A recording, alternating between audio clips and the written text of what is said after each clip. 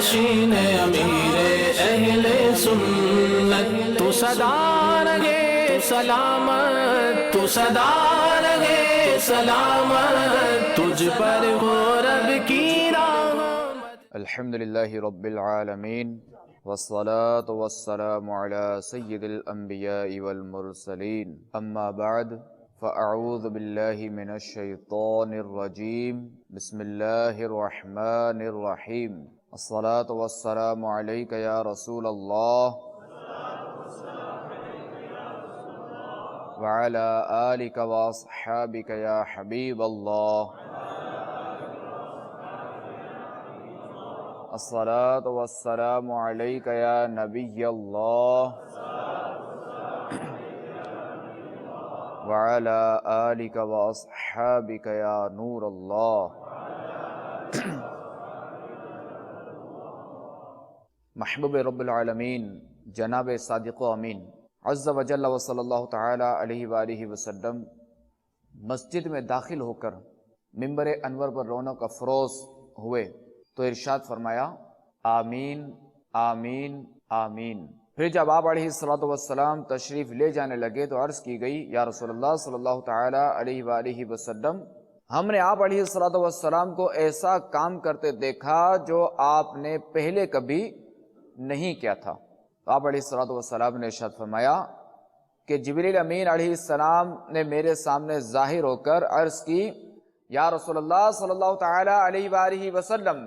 جس نے اپنے والدین کو پایا پھر انہوں نے اسے جنت میں داخل نہ کرایا تو اللہ تعالیٰ اسے اپنی رحمت سے دور اور مزید دور فرمائے۔ تو میں نے آمین کہا۔ دوسرے سینے پر قدم مبارک رکھتے وقت جبریل امین علیہ السلام نے دعا مانگی کہ جس نے رمضان کا مہینہ پایا اور اس کی مغفرت نہ کی گئی تو اللہ تبارک و تعالی اسے اپنی رحمت سے دور فرمائے،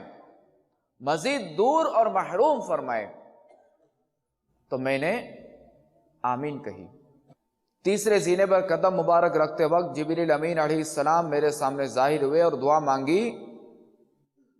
کہ جس کے سامنے آپ علیہ السلام کا ذکر ہو اور وہ آپ علیہ السلام پر درود پاک نہ پڑھے تو اللہ تبارک و تعالی اسے اپنی رحمت سے دور فرمائے اور مزید دور فرمائے۔ تو میں نے کہا آمین۔ تجھے واسطہ سارے نبیوں کا مولا، میری بخش دے ہر خطا یا الہی۔ میرے میٹھے میٹھے اسلامی بھائیوں اور مدنی چینل کے ناظرین، ہمیں چاہیے کہ جب بھی نبی آخر الزمان محمد مصطفیٰ صلی اللہ تعالی علیہ وآلہ وسلم کا نام نامی لیا جائے یا ان کا ذکر خیر ہو تو اس وقت درود ہمیں ضرور پڑھنا چاہیے۔ اور یہ یاد رہے کہ اگر مجلس میں اگر پہلی بار رسول اللہ صلی اللہ تعالی علیہ وآلہ وسلم کا ذکر ہو تو ایک بار مجلس میں درود پاک پڑھنا واجب ہے۔ اور بعض علماء کے نزدیک یہ ہے کہ جب جو ہے وہ نام مبارک لیا جائے تو درود پاک پڑھنا چاہیے۔ صلو علی الحبیب صلی اللہ تعالی علی محمد وعلی آلہ وصحبہ وبارک وسلم۔ میٹھے میٹھے اسلامی بھائیوں اور مدنی چینل کے ناظرین، آئیے حصول ثواب کی خاطر بیان سے پہلے جو ہے وہ کچھ نیتیں کر لیتے ہیں کہ فرمان مصطفیٰ صلی اللہ تعالی علیہ وآلہ وسلم نیت المؤمن خیر من عملہ، یعنی مسلمان کی نیت اس کے عمل سے بہتر ہے۔ اور یہ یاد رہے کہ کسی بھی عمل خیر میں، کسی بھی عمل میں جتنی نیتیں زیادہ ہوں گی اتنا ثواب بھی زیادہ ہوگا۔ میں نیت کرتا ہوں کہ انشاءاللہ اعلاء کلمۃ الحق کروں گا، دیکھ کر بیان کروں گا حتی الامکان انشاءاللہ عز و جل، نیکی کی دعوت دوں گا اور برائی سے منع کروں گا۔ آپ بھی نیت کیجئے کہ نگاہ نیچی کے خوب کان لگا کر بیان سنوں گا، ٹیک لگا کر بیٹھنے کے بجائے علم دین کی تعظیم کی خاطر جہاں تک ہو سکا دو زانوں بیٹھوں گا۔ صلو علی الحبیب، اذکر اللہ اور توبوا الی اللہ وغیرہ سن کر ثواب کمانے اور صدا لگانے والوں کی دل جوئی کے لیے بلند آواز سے جواب دوں گا۔ صلو علی الحبیب صلی اللہ تعالی علی محمد وعلی آلہ وصحبہ وبارک وسلم۔ حضرت ابو ہریرہ رضی اللہ تعالی عنہ فرماتے ہیں کہ ایک اعرابی نے رسول اللہ صلی اللہ تعالی علیہ وآلہ وسلم کی بارگاہ میں حاضر ہو کر عرض کی، یا رسول اللہ صلی اللہ علیہ وسلم، مجھے ایسے عمل کے بارے میں بتائیے جسے کرنے کے بعد میں جنت میں داخل ہو جاؤں۔ تو فرمایا، اللہ تبارک و تعالیٰ کی اس طرح عبادت کرو کہ کسی کو اس کا شریک نہ ٹھہراؤ، اور فرض نمازیں ادا کرو اور زکوٰۃ ادا کرو اور رمضان کے روزے رکھو۔ تو اس عربی نے عرض کیا، مجھے اس ذات کی قسم جس کے قبضہ قدرت میں میری جان ہے، میں اس پر زیادتی نہ کروں گا۔ جب وہ شخص لوٹ گیا تو رسول اللہ صلی اللہ تعالی علیہ وآلہ وسلم نے فرمایا، جو کسی جنتی کو دیکھنا چاہتا ہے، جو کسی جنتی کو دیکھنا چاہے، وہ اس شخص کو دیکھ لے۔ تو اے فرانس کے شہر پیرس میں موجود اسلامی بھائیوں اور مدنی چینل کے ناظرین، آپ نے سنا کہ نماز جنت میں لے جانے والا کام ہے، اور جنت وہ ہے کہ جس میں راحت ہی راحت ہے، اور جنت وہ ہے کہ جس میں عیش ہی عیش ہے، اور جنت میں آرام ہی آرام ہے، اور وہ جنت کہ جس میں فرشتوں کے سلام ہوں گے، جنتیوں کے آپس میں سلام ہوں گے، رب تبارک و تعالی کے سلام ہوں گے، اور جنت وہ ہے کہ جس میں سونے چاندی کے محلات ہوں گے، جنت وہ ہے کہ جس میں دودھ کی نہریں ہوں گی، جنت وہ ہے کہ جس میں شہد کی نہریں ہوں گی، جنت وہ ہے کہ جس میں شراب طہور کی نہریں ہوں گی، اور جنت وہ ہے کہ جس میں ہمیشہ کی جوانی ہوگی، اور جنت وہ ہے کہ جس میں ہمیشہ کی عزت ہوگی، اور جنت وہ ہے کہ جس میں نیک لوگوں کے دیدار ہوں گے، اللہ تبارک و تعالیٰ کے اولیاء کے دیدار ہوں گے، اللہ تبارک و تعالیٰ کے نبیوں کے دیدار ہوں گے، اور اہل جنت کو اللہ تبارک و تعالیٰ کا بھی دیدار ہوگا۔ جنت میں آقا کا پڑوسی بن جائے عطار الہی، بحر رضا و قطب مدینہ، یا اللہ میری جھولی بھر دے، آمین بجاہ النبی الامین صلی اللہ تعالی علیہ وآلہ وسلم۔ حضرت سیدنا ثوبان رضی اللہ تعالیٰ عنہ فرماتے ہیں کہ رسول اللہ صلی اللہ تعالی علیہ وآلہ وسلم نے فرمایا، ثابت قدم رہو اور اس کی برکتیں ہرگز شمار نہ کر سکو گے، اور یاد رکھو کہ تمہارے اعمال میں سب سے بہتر عمل نماز پڑھنا ہے، اور مومن ہی ہر وقت باوضو رہ سکتا ہے۔ میٹھے میٹھے اسلامی بھائیوں اور مدنی چینل کے ناظرین، ہم دن رات میں نہ جانے کون کون سے کام کرتے ہیں، بچپن سے جوانی، پھر جوانی سے ادھیر عمر، اور ادھیر عمر سے پھر بڑھاپے تک، نہ جانے کیا کیا کرتے ہیں۔ تو مسلمان کے لیے جو افضل ترین عمل ہے، مسلمان کے لیے جو افضل کام ہے، وہ کیا ہے؟ وہ نماز ہے۔ اور کیا شان ہے مومن کی، اور کیا شان ہے نماز کی؟ نماز ہے۔ حضرت سیدنا ابو مالک اشعری رضی اللہ تعالیٰ عنہ سے روایت ہے کہ رسول اللہ صلی اللہ تعالیٰ علیہ وآلہ وسلم نے فرمایا، صفائی نصف ایمان ہے، اور الحمدللہ میزان کو بھر دیتی ہے، اور سبحان اللہ والحمدللہ زمین و آسمان کے درمیان ہر چیز کو بھر دیتے ہیں۔ اور فرمایا، نماز نور ہے، اور صدقہ دلیل یعنی ہمارا رہنما ہے، اور صدقہ دلیل یعنی رہنما ہے، صبر روشنی ہے، اور قرآن تیرے حق میں یا تیرے خلاف حجت ہے۔ تو سنا آپ نے کہ نماز نور ہے، یعنی روشنی ہے، یہ لائٹ ہے، اور نمازی کو نماز کی برکت سے قبر میں انشاءاللہ عز و جل روشنی نصیب ہوگی۔ اور یاد رکھیے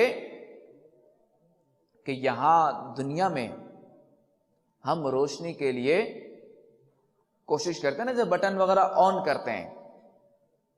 کہ تب یہ جا کر آن ہوتی ہے، مگر قبر و حشر اور پل صراط پر جو روشنی ہوگی وہ ایمان اور اعمال کی روشنی ہوگی۔ قبر و حشر اور پل صراط پر جو روشنی ہوگی وہ نماز کی روشنی ہوگی، قبر و حشر اور پل صراط پر جو روشنی ہوگی وہ حج کی روشنی ہوگی،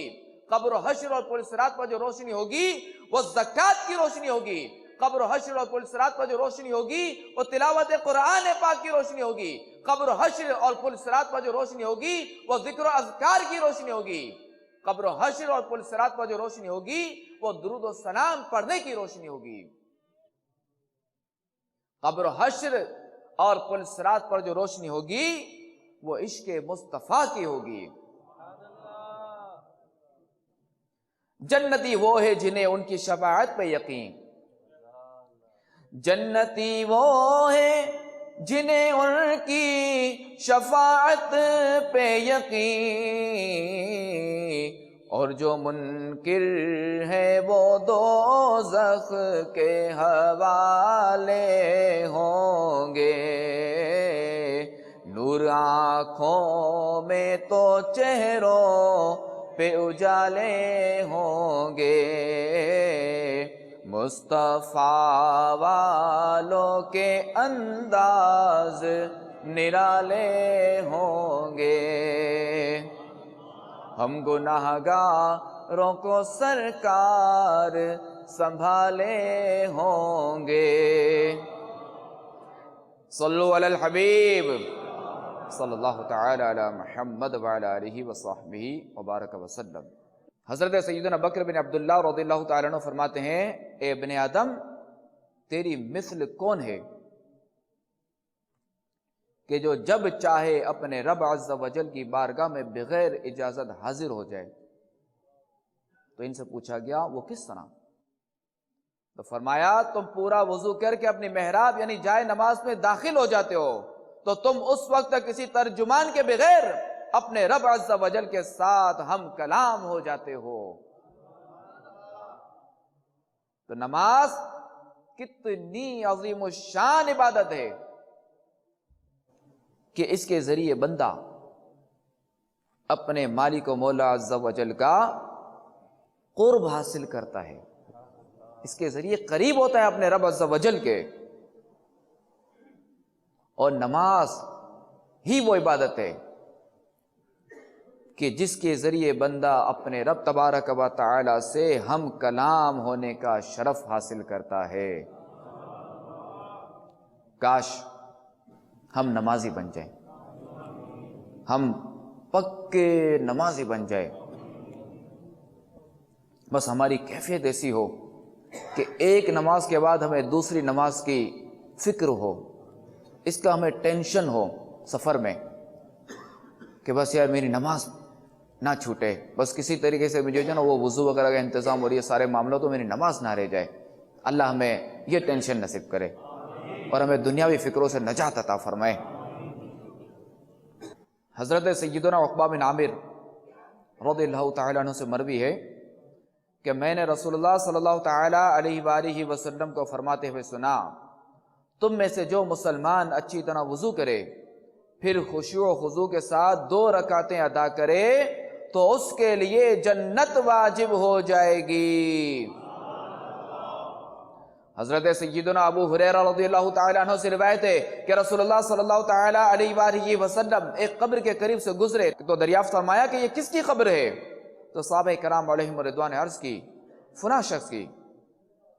تو ارشاد فرمایا کہ اس وقت اس کے نزدیک 2 رکعت نماز تمہاری بقیہ ساری دنیا سے زیادہ محبوب ہے۔ حضرت سیدنا معدان بن ابو طلحہ رضی اللہ تعالیٰ عنہ فرماتے ہیں کہ میری ملاقات حضرت سیدنا ثعبان رضی اللہ تعالیٰ عنہ سے ہوئی تو میں نے عرض کیا کہ میں کون سا ایسا عمل کروں کہ جس کی وجہ سے اللہ تعالیٰ مجھے جنت میں داخل فرما دے، یا یہ کہا کہ مجھے اللہ تبارک و تعالیٰ کا سب سے پسندیدہ عمل بتائیے۔ تو حضرت سیدنا ثعبان رضی اللہ تعالیٰ عنہ خاموش ہو گئے۔ میں نے دوبارہ یہی سوال کیا لیکن آپ رضی اللہ تعالیٰ عنہ پھر بھی خاموش رہے۔ میں نے تیسری مرتبہ عرض کی تو آپ رضی اللہ تعالیٰ عنہ نے فرمایا کہ جب میں نے رسول اللہ صلی اللہ تعالی علیہ وآلہ وسلم سے یہی سوال کیا تھا تو آپ علیہ الصلوۃ والسلام نے فرمایا تھا کہ کثرت سے سجدے کیا کرو،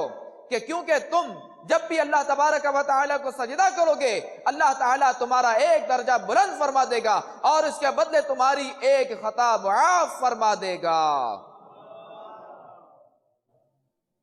تو میرے میٹھے میٹھے اسلامی بھائیوں اور مدنی چینل کے ناظرین،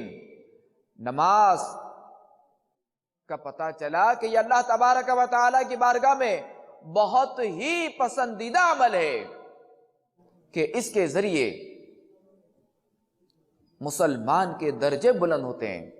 اس کے ذریعے مسلمان کی خطائیں معاف ہوتی ہیں۔ حضرت سیدنا عبادہ بن صامت رضی اللہ تعالیٰ عنہ فرماتے ہیں کہ میں نے اللہ تبارک و تعالیٰ کے محبوب صلی اللہ تعالیٰ علیہ وآلہ وسلم کو فرماتے ہوئے سنا کہ جو بندہ اللہ تبارک و تعالیٰ کو ایک مرتبہ سجدہ کرتا ہے اللہ تبارک و تعالیٰ اس کے سبب سجدہ کرنے والے کے لیے ایک نیکی لکھتا ہے اور ایک گناہ مٹا دیتا ہے اور اس کا ایک درجہ بلند فرما دیتا ہے۔ لہذا کثرت سے سجدے کیا کرو۔ تو میٹھے میٹھے اسلامی بھائیوں، اگر ہم چاہتے ہیں کہ ہمارے گناہ مٹ جائیں، ہماری نیکیوں میں اضافہ ہو، ہمارے درجات بلند ہو، تو ہمیں کثرت سے سجدے کرنے ہوں گے۔ الحمدللہ عز و جل دعوت اسلامی کا مدنی ماحول یہ ایسی پیاری سوچ فراہم کرتا ہے۔ اگر آپ اس مدنی ماحول سے وابستہ رہیں گے نا تو اس مدنی ماحول میں فرائض کے ساتھ ساتھ، جیسے 5 نمازیں تو فرض ہیں، فجر، ظہر، عصر، مغرب اور عشاء، تو ان فرائض نمازوں کے ساتھ ساتھ آپ کو نوافل کا بھی ذہن ملے گا۔ امیر علیہ سنت نے ہمیں ایک مدنی ذہن دیا ہے کہ مجھے اپنی اور ساری دنیا کے لوگوں کی اصلاح کی کوشش کرنی ہے۔ تو اپنی اصلاح کے لیے امیر علیہ سنت دامت برکاتہم العالیہ نے ہمیں 72 مدنی انعامات کا گلدستہ عطا فرمایا ہے۔ اسے یوں سمجھ لیجیے 72 سوالات۔ تو جیسا کہ میں نے شروع میں عرض کی نیت کے حوالے سے، تو سب سے پہلا سوال ہی نیتوں پر ہے، کیونکہ انما الاعمال بالنیات، کہ اعمال کا دار و مدار نیتوں پر ہے، اور نیت المؤمن خیر من عملہ، مسلمان کی نیت اس کے عمل سے بہتر ہے۔ دوستو پہلا سوال ہی نیت پر ہے،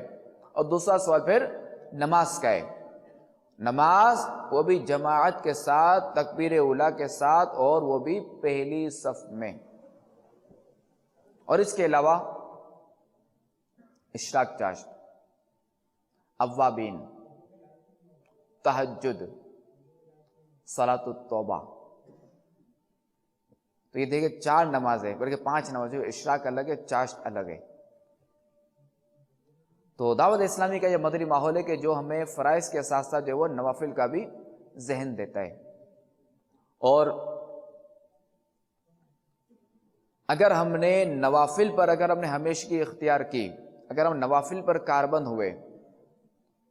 تو اب چونکہ شیطان تو انسان کا کھلا دشمن ہے،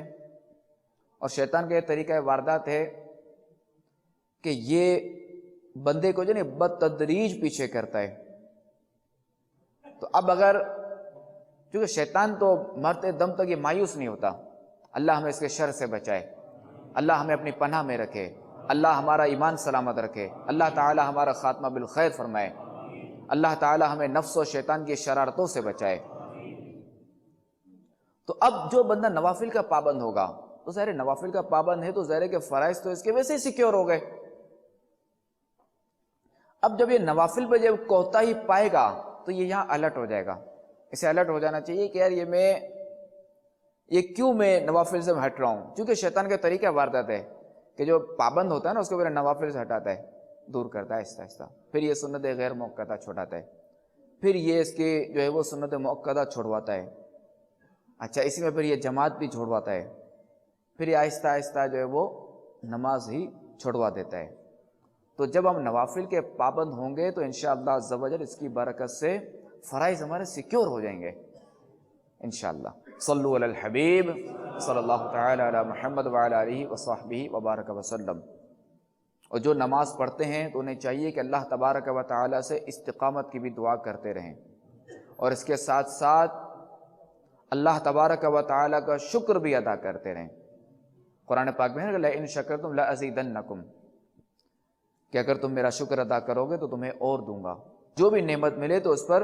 ہمیں اللہ تبارک و تعالیٰ کا شکر ادا کرتے رہنا چاہیے۔ تو یہ بھی جو نا نعمت کے تحفظ کا ذریعہ ہے۔ تو ذرا کہ نماز جیسی نعمت جسے مل جائے تو بہت بڑی نعمت ہے، تو اس معاملے میں تو بالکل شکر ادا کرتے رہنا چاہیے تاکہ ہمیں اس پر ہمیشگی ملے، ہمیں اس پر استقامت ملے نماز پر۔ صلو علی الحبیب صلی اللہ تعالی علی محمد وعلی آلہ وصحبہ وبارک وسلم۔ حضرت سیدنا ابو ہریرہ رضی اللہ تعالی عنہ اور حضرت سیدنا ابو سعید رضی اللہ تعالی عنہ فرماتے ہیں کہ رسول اللہ صلی اللہ تعالی علیہ وآلہ وسلم نے ایک دن ہمیں خطاب کرتے ہوئے 3 مرتبہ ارشاد فرمایا، قسم ہے اس ذات کی جس کے دست قدرت میں میری جان ہے۔ یہ فرمانے کے بعد آپ علیہ السلام نے زمین پر نگاہیں جما دی تو ہم میں سے ہر شخص روتے ہوئے زمین کی طرف متوجہ ہوا، حالانکہ ہم نہیں جانتے تھے کہ رسول اللہ صلی اللہ تعالی علیہ وآلہ وسلم نے قسم کیوں اٹھائی ہے۔ پھر آپ علیہ السلام نے اپنا سر اٹھایا تو آپ کے چہرے پر ایسی مسرت تھی جو ہمیں سرخ اونٹوں سے زیادہ پسند تھی۔ پھر فرمایا، جو شخص 5 نمازیں ادا کرے اور رمضان کے روزے رکھے اور اپنے مال سے زکوٰۃ نکالے اور اس کے ساتھ کبیرہ گناہوں سے بچتا رہے، اس کے لیے جنت کے دروازے کھول دیے جاتے ہیں اور اسے کہا جاتا ہے کہ سلامتی کے ساتھ داخل ہو جاؤ۔ سبحان اللہ، سبحان اللہ، سبحان اللہ۔ تو اے میرے اسلامی بھائیوں جو کہ یہاں فرانس میں مجھے سن رہے ہیں، اور مدنی چینل کے ناظرین، بروز قیامت ہر شخص حیران ہوگا، بروز قیامت ہر ایک پریشان ہوگا، بروز قیامت نفسا نفسی کا عالم ہوگا، بروز قیامت سورج 1.25 میل پر رہ کر آگ برسا رہا ہوگا، تانبے کی زمین ہوگی، ہر ایک کو اپنی پڑی بھی ہوگی، اور نہ جانے کہ خدائے حنان و منان میرے لیے کیا حکم فرماتا ہے، جنت کا حکم فرماتا ہے یا دوزخ کا حکم فرماتا ہے، عزت کا معاملہ ہے یا ذلت کا معاملہ ہے، سعادت کا معاملہ ہے یا شقاوت کا معاملہ ہے، جزا ہوگی یا سزا ہوگی، اور جسے سزا ہوگی اسے جہنم میں ڈالا جائے گا، اور جسے جہنم میں ڈالا گیا وہ ہلاک ہوا، وہ برباد ہوا، اور وہ ایسی مصیبت میں مبتلا ہوگا کہ جو اس کے وہم و گمان میں بھی نہ ہوگی، اور ایسی تکلیف میں آئے گا کہ جس کے بارے میں اس نے کبھی سوچا بھی نہیں ہوگا۔ مگر سبحان اللہ، خوش نصیب عاشق رسول جو فجر، ظہر، عصر، مغرب اور عشاء پڑھنے والا ہے، اس کی پابندی کرنے والا ہوگا، اس کے لیے جنت کے دروازے کھول دیے جائیں گے اور اسے کہا جائے گا کہ تو سلامتی کے ساتھ جنت میں داخل ہو جا۔ الہی جہنم سے آزاد کر دے، الہی جہنم سے آزاد کر دے، الہی جہنم سے آزاد کر دے، میں فردوس میں داخلہ مانگتا ہوں، میں فردوس میں داخلہ مانگتا ہوں۔ آمین بجاہ النبی الامین صلی اللہ تعالی علیہ وآلہ وسلم۔ حضرت سیدنا ابو عثمان رضی اللہ تعالی عنہ فرماتے ہیں کہ میں حضرت سیدنا سلمان فارسی رضی اللہ تعالی عنہ کے ساتھ ایک درخت کے نیچے کھڑا تھا کہ آپ رضی اللہ تعالی عنہ نے اس درخت کی ایک خشک ٹہنی کو پکڑا اور اسے ہلایا یہاں تک کہ اس کے پتے جھڑ گئے۔ پھر فرمایا، اے ابو عثمان، کیا تم مجھ سے نہیں پوچھو گے کہ میں نے ایسا کیوں کیا؟ تو میں نے پوچھا کہ آپ نے ایسا کیوں کیا؟ تو فرمایا کہ ایک مرتبہ میں رحمت عالم صلی اللہ تعالی علیہ وآلہ وسلم کے ساتھ ایک درخت کے نیچے کھڑا تھا تو رسول اللہ صلی اللہ تعالی علیہ وآلہ وسلم نے اسی طرح کیا اور اس درخت کی ایک خشک ٹہنی کو پکڑ کر ہلایا یہاں تک کہ اس کے پتے جھڑ گئے۔ پھر فرمایا اے سلمان کیا تم مجھ سے نہیں پوچھو گے کہ میں نے یہ عمل کیوں کیا؟ قربان جائیے کہ ہمارے صحابہ کرام علیہم رضوان کی کیا شان تھی، کہ ان کی ہمارے آقا علیہ الصلوۃ والسلام سے کیا محبت تھی کہ ہر ادا کو وہ ادا کرنے کی کوشش کرتے تھے۔ واقعی یہ انہی کا حصہ تھا، یہ انہی کا فیض ہے کہ آج میں جو یہ اسلام کی بہاریں نظر آتی ہیں پوری دنیا میں، یہ انہی کی قربانیاں ہیں، انہی کا فیض ہے۔ تو حضرت سلمان رضی اللہ تعالیٰ عنہ فرماتے ہیں کہ پھر میں نے عرض کی رسول اللہ صلی اللہ تعالیٰ علیہ وآلہ وسلم کی بارگاہ میں کہ آپ نے ایسا کیوں کیا؟ تو رسول اللہ صلی اللہ تعالیٰ علیہ وآلہ وسلم نے ارشاد فرمایا بے شک جب مسلمان اچھی طرح وضو کرتا ہے اور 5 نمازیں ادا کرتا ہے تو اس کے گناہ اس طرح جھڑتے ہیں جس طرح یہ پتے جھڑ جاتے ہیں۔ پھر آپ علیہ الصلوۃ والسلام نے یہ آیت مبارکہ پڑھی وَأَقِمِ الصَّلَاةَ طَرَفَيِ النَّهَارِ وَزُلَفًا مِّنَ اللَّيْلِ إِنَّ الْحَسَنَاتِ يُذْهِبْنَ السَّيِّئَاتِ ذَلِكَ ذِكْرَى لِلذَّاكِرِينَ۔ ترجمہ کنز ایمان، اور نماز قائم رکھو دن کے دونوں کناروں اور کچھ رات کے حصوں میں، بے شک نیکیاں برائیوں کو مٹا دیتی ہیں، یہ نصیحت ہے نصیحت ماننے والوں کو۔ حضرت سیدنا سلمان فارسی رضی اللہ تعالیٰ عنہ فرماتے ہیں کہ رسول اللہ صلی اللہ تعالیٰ علیہ وآلہ وسلم نے فرمایا مسلمان جب نماز پڑھتا ہے تو اس کے گناہ اس کے سر پر رکھ دیے جاتے ہیں، جب بھی وہ سجدہ کرتا ہے اس کے گناہ جھڑنے لگتے ہیں، لہٰذا جب وہ اپنی نماز سے فارغ ہوتا ہے تو اس کے تمام گناہ جھڑ چکے ہوتے ہیں۔ حضرت سیدنا سعد بن ابی وقاص رضی اللہ تعالیٰ عنہ فرماتے ہیں کہ 2 بھائی تھے، ان میں سے ایک بھائی کا دوسرے بھائی کی وفات سے 40 راتیں پہلے انتقال ہو گیا۔ ان میں سے پہلے مرنے والے کا ذکر رسول اللہ صلی اللہ تعالیٰ علیہ وآلہ وسلم کی بارگاہ میں کیا گیا اور اس کی فضیلت بیان کی گئی۔ تو رسول اللہ صلی اللہ تعالیٰ علیہ وآلہ وسلم نے فرمایا کیا دوسرا بھائی مسلمان نہیں تھا؟ تو صحابہ کرام علیہم رضوان نے عرض کی کیوں نہیں، اور اس میں کوئی برائی نہیں تھی۔ تو رسول اللہ صلی اللہ تعالیٰ علیہ وآلہ وسلم نے فرمایا تمہیں کیا معلوم کہ اس کی نماز نے اسے کہاں پہنچا دیا؟ نماز کی مثال ایسی ہے کہ تم میں سے کسی کے دروازے پر میٹھے پانی کی بڑی نہر ہو جس میں وہ روزانہ 5 مرتبہ غوطہ لگائے، تو تمہارا کیا خیال ہے اس کے بدن پر کوئی میل باقی رہے گا؟ تمہیں کیا معلوم کہ اس کی نماز نے اسے کہاں تک پہنچا دیا؟ حضرت سیدنا عبداللہ بن مسعود رضی اللہ تعالیٰ عنہ سے روایت ہے کہ رسول اللہ صلی اللہ تعالیٰ علیہ وآلہ وسلم نے فرمایا اگر تم سے مسلسل گناہ ہوتے رہے لیکن جب تم فجر کی نماز ادا کرو گے تو وہ تمہارے ان گناہوں کو دھو دے گی، اس کے بعد پھر تم سے مسلسل گناہوں کا صدور ہوتا رہے لیکن جب ظہر کی نماز ادا کرو گے تو وہ تمہارے گناہوں کو دھو دے گی، اس کے بعد پھر گناہ ہوتے رہے لیکن جب عصر کی نماز ادا کرو گے تو وہ تمہارے گناہوں کو دھو دے گی، اس کے بعد پھر گناہ مسلسل ہوتے رہے لیکن جب تم مغرب کی نماز ادا کرو گے تو وہ تمہارے گناہوں کو دھو دے گی، اس کے بعد بھی تم سے گناہوں کا صدور ہوتا رہے لیکن جب تم عشاء کی نماز ادا کرو گے تو وہ تمہارے گناہوں کو دھو دے گی، پھر تم سو جاؤ گے تو بیدار ہونے تک تمہارا کوئی گناہ نہ لکھا جائے گا۔ حضرت ابن مسعود رضی اللہ تعالیٰ عنہ نے فرمایا کہ ہر نماز کے وقت ایک منادی بھیجا جاتا ہے، وہ کہتا ہے اے ابن آدم اٹھ کھڑے ہو اور جو آگ تم نے اپنے لیے جلائی ہے اسے بجھا دو۔ بس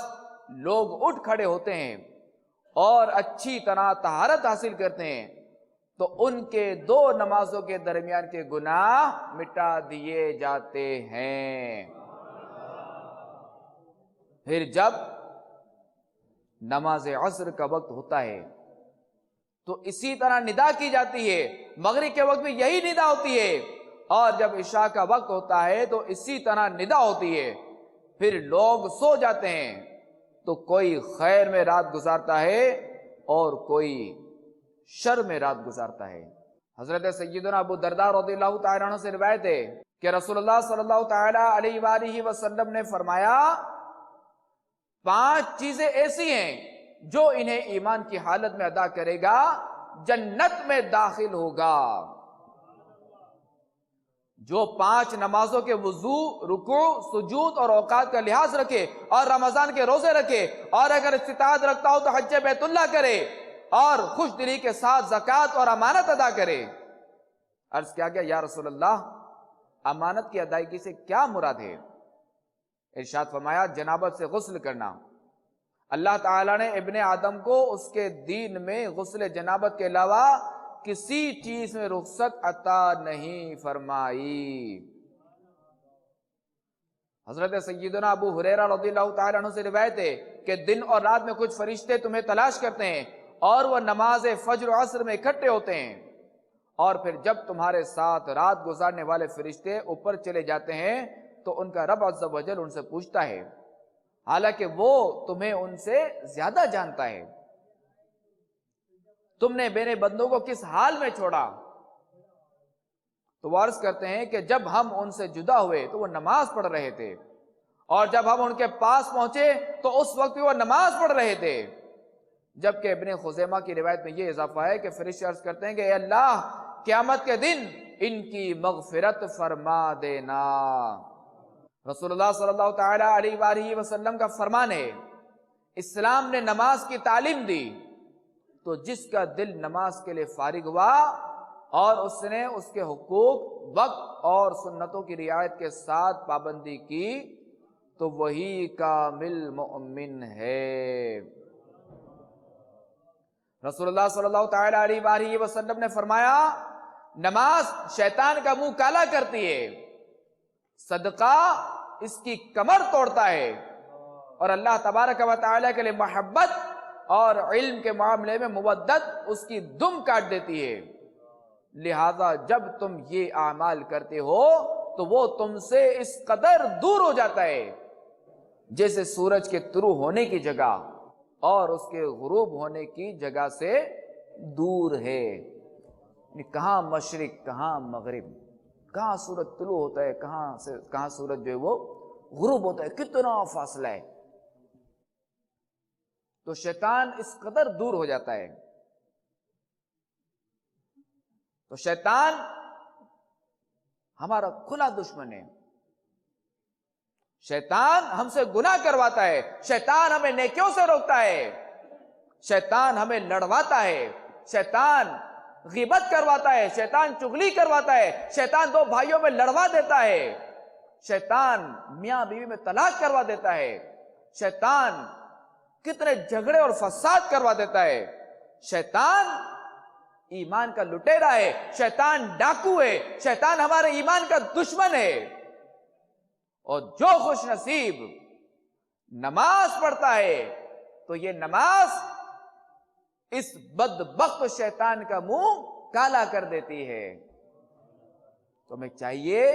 کہ نماز پہ ہم ہمیشگی اختیار کریں، ہم نماز کے پابند رہیں، ہم نماز پڑھتے رہیں، ہم نماز پڑھتے رہیں، بس ہمارا یہی کام ہو کہ کبھی ہماری نماز نہ چھوٹے۔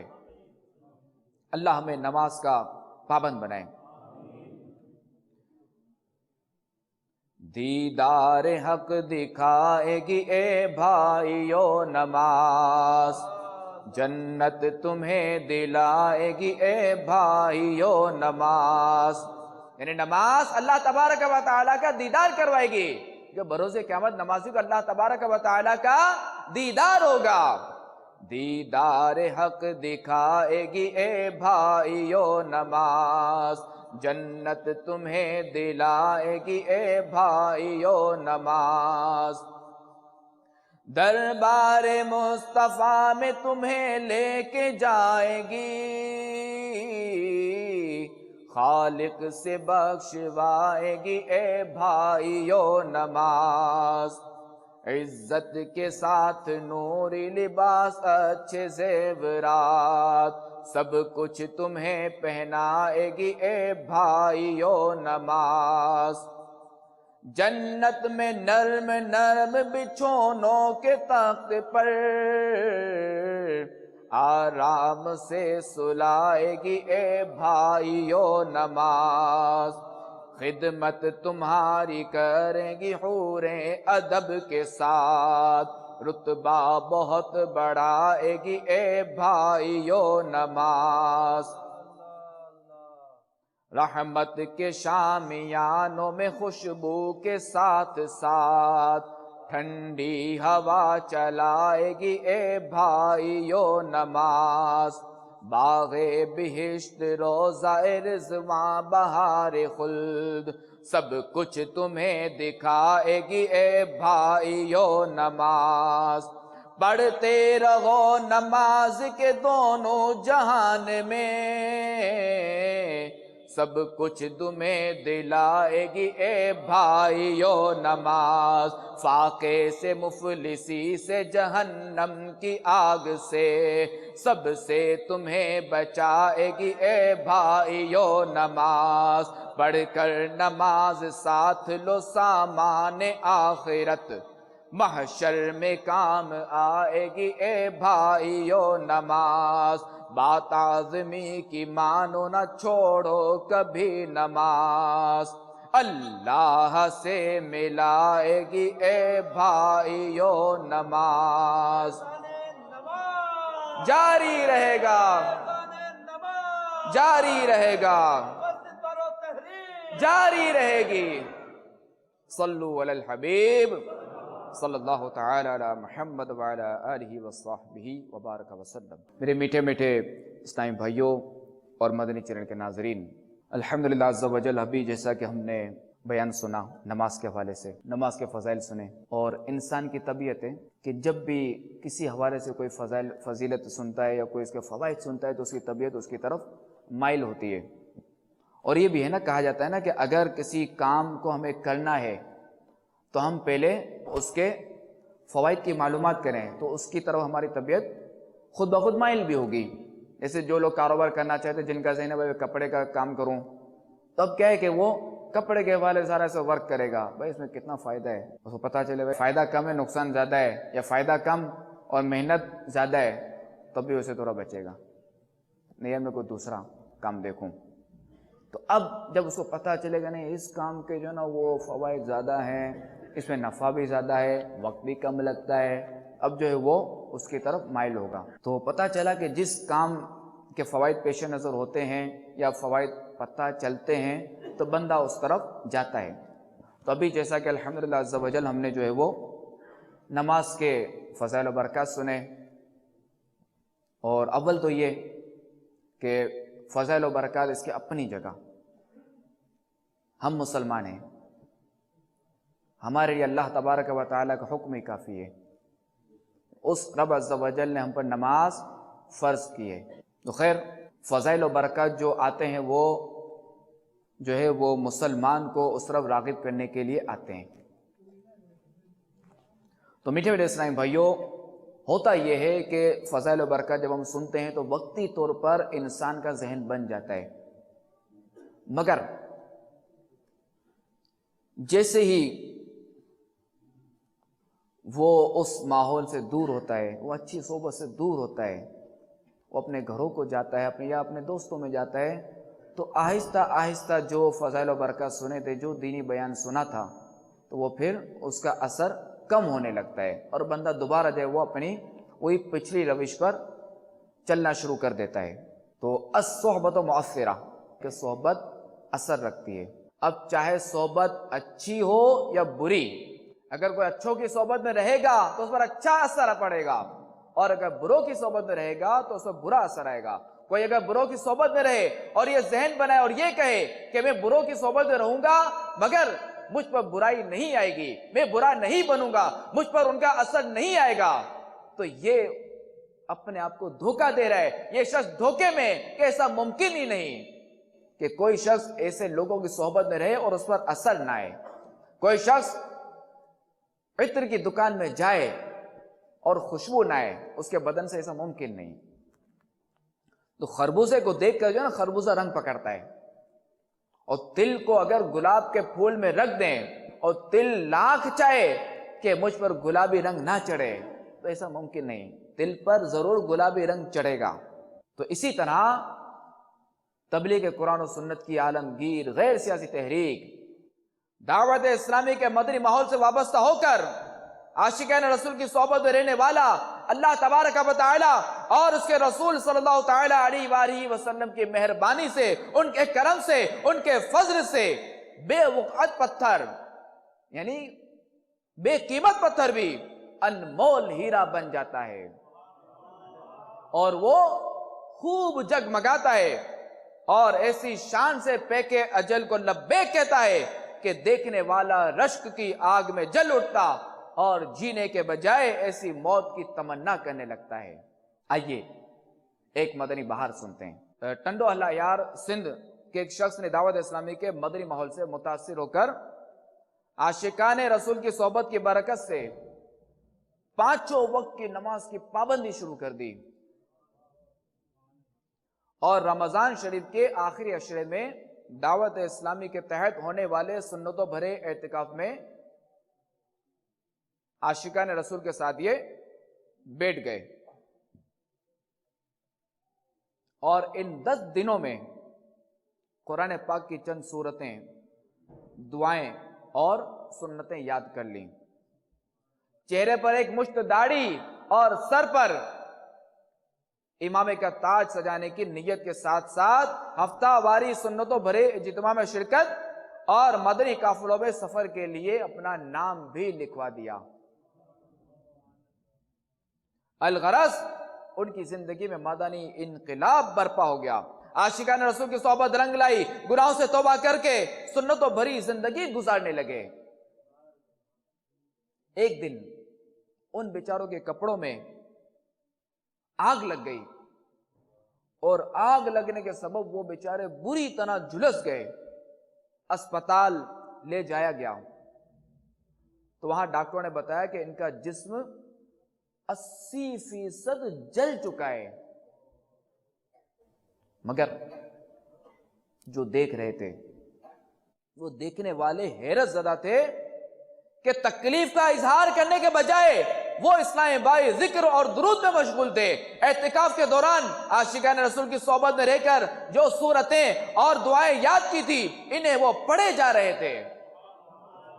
اور کم و بیش 48 گھنٹوں تک وقتاً فوقتاً قرآن پاک کی سورتیں اور دعائیں وغیرہ پڑھتے رہے اور صبح اذان فجر کے وقت بلند آواز سے لا الہ الا اللہ محمد رسول اللہ پڑھا اور ان کی روح قفس انصری سے پرواز کر گئی۔ جاری رہے گا، جاری رہے گا، جاری رہے گا۔ اللہ تبارک و تعالیٰ کی ان پر رحمت ہو اور ان کے صدقے ہماری مغفرت ہو۔ تو میرے میٹھے میٹھے اسلامی بھائیوں، آپ بھی دعوت اسلامی کے مدنی ماحول سے وابستہ ہو جائے۔ صلو علی الحبیب صلی اللہ تعالی علی محمد وعلی آلہ وصحبہ وبارک وسلم۔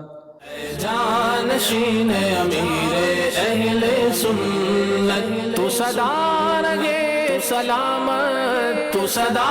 رہے سلامت، تجھ پر ہو